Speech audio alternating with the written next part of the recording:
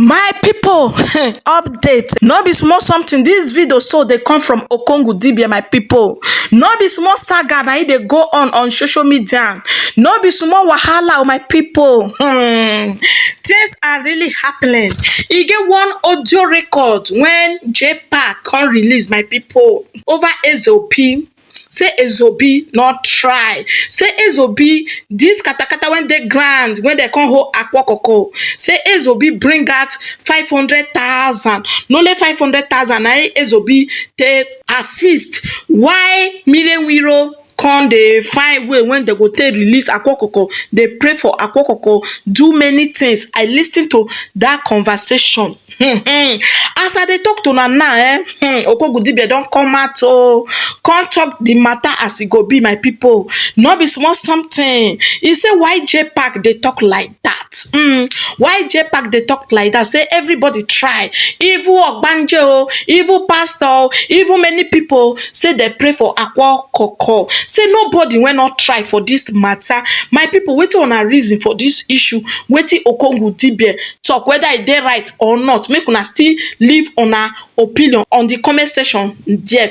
If wetin Jpac still talk e dey right o, make una still leave on a opinion on the comment section down there. As I dey talk to una now, e be like say Jpac comedy don take the video down. No be small something. Make you no come be say I too talk. Make una just watch the full video. Ọrụ Eze, onye ọ na n'onu ebutere isi ife dị iche abịakwa nka nsi abịa. Ịma na ọ da afịa m ahụ ekwupu m. Ịghọta. O nwere ife ncho ikwu, o nwere ife mfụ online. Ọkwụ aka mme, and that na afụsi m ya owute m nsị ka m bịakwuo. Maka ekwuru ekwu mere ọnụ, maka ọ na-abụ ikwu mmadụ ama na ife ime na imetara ya. Ị na-ege ntị. O nwere onye ọzọ na-ekwu maka ya na-abụlọ m Jpac. Ịghọta. Even men who onye ọbụla, everybody like ya Akwa Okuku. Ọ bụ eziokwu dey kidnap ya ọdụrụ mma. And everybody was trying so hard, fighting to see that no regain freedom ya. Ịghọta. O nwere onye nwale iche, onye ọbụla nwa gbado ike, ndị ekpele ekpe, ma ndị ekpe n'ụzọ ụka afụsị nsọ pastors na-ekpekwali ya ekpele. Fụkwa ndị dibịa na-emekwa everybody, ma ndị obodo je na-alụsi obodo. Nweghị onye ga-asị na o mere iche. Hapụzi ya n'imebe emesịa post ebe nwa ọ tie ebe nwa. It doesn't matter ife ama bụ na ikpekwe ekpele. Chukwu ga-aza ga ekpele ya aza whether na post online na post n'eluigwe. After all, Akwa Okuku a ndị niile ọ na-alụ ụlọ ọrụ ọ na-egosi online mana ọgwụ ya na-ele. Mmiri enwilo ndị niile ọ na-alụ ụlọ ọrụ ọ na-ebubata online mana ọgwụ ya na-ele. So na mmadụ kpezie ekpele tinye online ọ bụrụ ife ọjọọ, ọ bụrụ taa ka ebido ya obido gboo. Ndị ji eri ka nkụ. Mana ọ nwezi ife Jpac ma ewe m iwe nsị ka m pụtakwuo. Ọ bụkwa na abalị ya mba kama na ịma na asị nọ amalụ ka amalụ. Ị na-ege ntị. Ọ pụta ikezi ka ihe esi wee pụta na aja hijack ofu onye bụrụ ofu onye n'isi. Si na ọjikwa wee bụrụ mmiri enwilo na onye a bụ the best na onye atrai karịsị na nke ndị ọzọ mee bụ rubbish. Ọ dịkwanụ mma.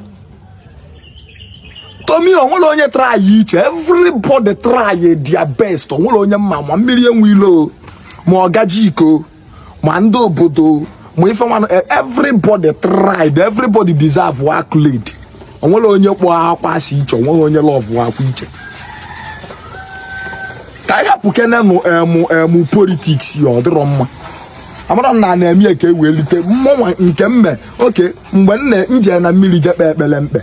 Ama m ndị kpọ na-akparị m na-akọta nsị bụ idiot mụ mma afụla anụ ọfịa kpụrụ mma hapụ ya ka ọ nwụọrọ onwe fe, ma ama m ndị niile kparị m mana aghọtaghị ha mfe ọnụ nka na-eme ife m na-eme na-aga uche isi emesị m ụgwọ ọnwa esi ozi from onye akpụrụ o sizi from another person wee ru m aka maka mgbọsị nje na dati mmiri mmiti ime nsị na-ekpekwala akwa ekpele apụ nka na-apụ onwe ndị sọchi m n'aka nwerekwa dịka dị n'ụdị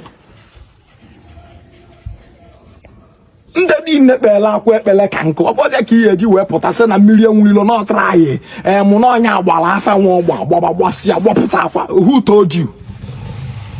Ọgọnwere onye ma mmụọ lụrụ ọrụ na ife ama bụ na everybody tried. Ana m ekene mmiri enwilo na nke ome na-ekene ọgaji na-ekene everybody contribute wee ekpele for everybody mmekwile akwa gba mbọ ma ndị gụrụ egwu agụ ndị ji akwa ha akwa boyo ya everybody try. Onwere ndị try iche.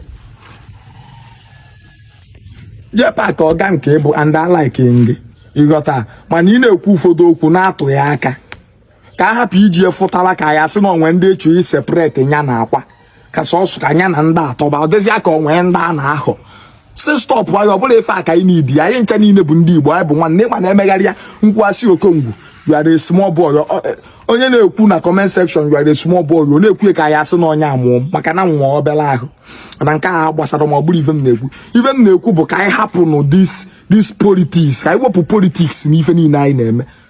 We must not include politics. Say hapụ na mmiri enwe ilo na ọkpe nke nwata special that inwe special video for him for what? Oga, you have a special video for everybody ekpele and Oga ji ka ị na-apịasụ na ome nke nwanụ gbuo ewere mma na-emekasị ọ bụrụ mmekasị ka ọ na-emekasị that thing na ome bụ mmụọ ka there is a spirit take that sacrifice and those olo dị ọlụ nke njekwa ame na mmiri onwere onye everybody tried onwere onye melu nke ya iche onwere onye agụpụ nke ya agụpụ because ama m mgbe ọ gbaju ụdọrọ ụnụ pụtakwa ndị niile kpesi ekpere onwere ndị mpụtasị na fa mee iche no onye ọbụla try anyị dị na ọha lụọ ọrụ ka anyị dịkwa na ọha jụọ onwe anyị ike na ọ dịrị ize si enwezi na ndị asịrị na fa mee na ndị ya emeta ha you are not God you have no right to judge anybody.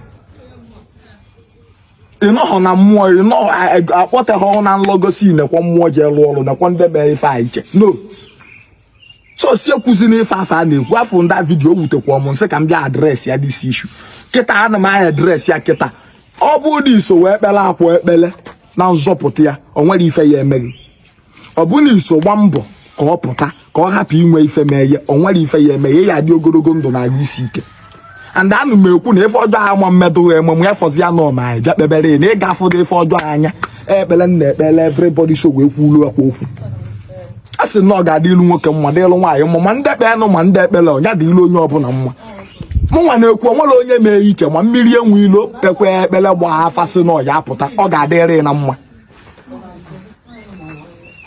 ọ ga-adị ilu onye ọbụla na mma ekpele m ifu vidio atụsa ya ka o ruo Jpac ntị Jpac ọ ga-adịkwa uru gị nwa na mma manụ malụ na-ekwu because ka ị na-ekwu dete na ị ga-ekwu ma esi na nje na mmiri na-emegheri ife nwanụ ọ bụrụ mmegheri ya ekpele ka mkpe and ndị mmiri nalụ ya emesịa m dị ekpele gosi m na nlọ si m na nlọ ka agwa m jee chụwa aja m jesi ya chụpụzi ya aja na-ebe na m ejila ego ọkwa data aja ka m chụsịrị na-abata adashikwa m data ego nyeri ngen n'elu ife m na-eme oke mgbe m na-eme dete na a na-asị ya na ọka mme ya afụ nsọ kọmentị na ọka mme ya akwabata ka onye m ego ka akwabata ahụ na afọ mbie did I went to his house ife m medebe bụ nje onwe ebe njesi na-anata ike gwụ my go and lodging onwedị onye ma na mbịa hotel yesef nọsi ya na nobody knows ụfọdụ na-apụta na-asị nwaanyị na-afụlọ gị na nke akwa na ikwesịrị ịnọ na nke akwa na ọ gị kwesịrị ịbụ the first person n'ebe a n'iso gba mbọ nsịfa no ọ bụrụ ife m bịalụ my own bụ leta akwa be free ya mebekwa ife ọ na-eme n'udo simple and otu akwa dịgo free me and free adịgo m okay then I ekpebezi ekpele for a better country for a better state that is all we need. I'm not doing my own to gain anything in return, so that should be general. You got that? So onye ọbụla so wee kpele akwa ekpele asị na ọ ga-adịla ụnụ na mmụọ otu ọsọzi ụnụ si n'ikpe ọsọ ụnụ tinye nụ na website ọsọ ụnụ tinye na Google ọ ga-adịla ya na mma n'ọsọ mmadụ nụ akwa nwanne ọ dịrị ize na ịnụrụ akwa nwanne eziokwu ekwuchikwa nke ọ ga nọ n'ọsọsọkwa ụnụ na-akọ